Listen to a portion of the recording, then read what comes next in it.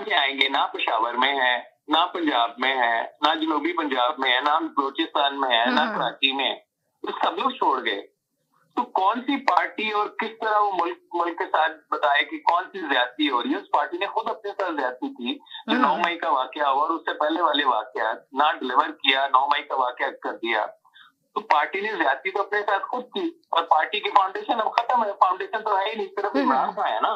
और इमरान खान अंदर है, वो तो उसको बाहर नहीं आने देंगे, ना उसको बाहर भेजेंगे। अब ये तो हो गया आपका पहला पार्ट।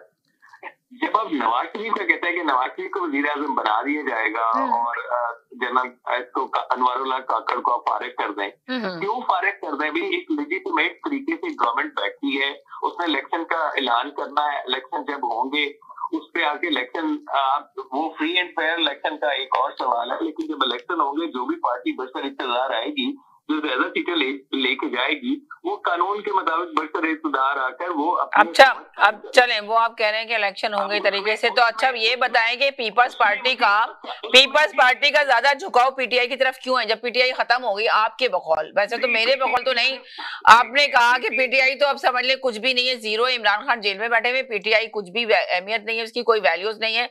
आपने उस पार्टी को एकदम समझ लें, जिस तरह उन लोगों ने दीवार से लगा दिया हुकूमत ने, इस तरह आपने भी उसको सब खत्म कर दी पार्टी को। पर पीपल्स पार्टी का क्यों झुकाव हो रहा है मुस्लिम उस पे पीटीआई के ऊपर?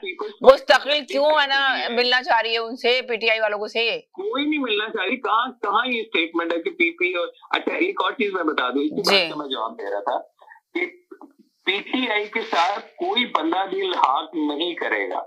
उन्होंने अपने सर पे अपने पाँव पे कुल्हाड़ी मारनी है कि पीटीआई के साथ इल्हाक कर जाए और उनके साथ लाइन्स बना के इलेक्शन लड़ना स्टार्ट कर दें।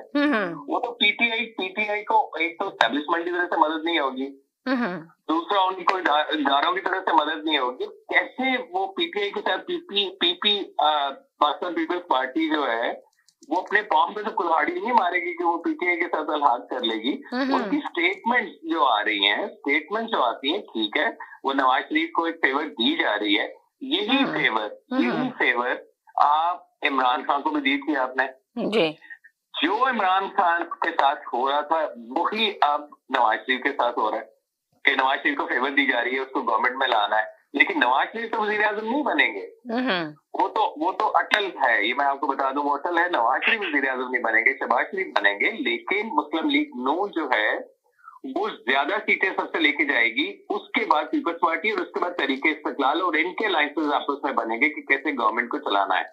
वो पेशावर में जो केपी की में है वो पीटीआई की गवर्नमेंट आप देख रहे हैं, नहीं, कभी भी नहीं बनेगी।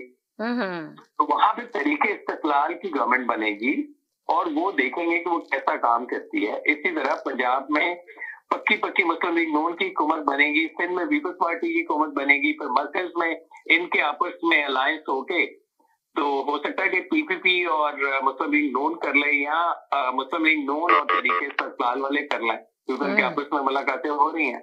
अब पीटीआई को बहुत है कि वो कहीं पे आपको पॉलिटिकल फैब्रिक पे नजर आएगी, कुछ सीटें ले जाएगी, 10, 15, 20 मैक्सिमम। जी बोले। आप लाइन पर है थोड़ा, तो फिर वो आगे बात बढ़ती है ना।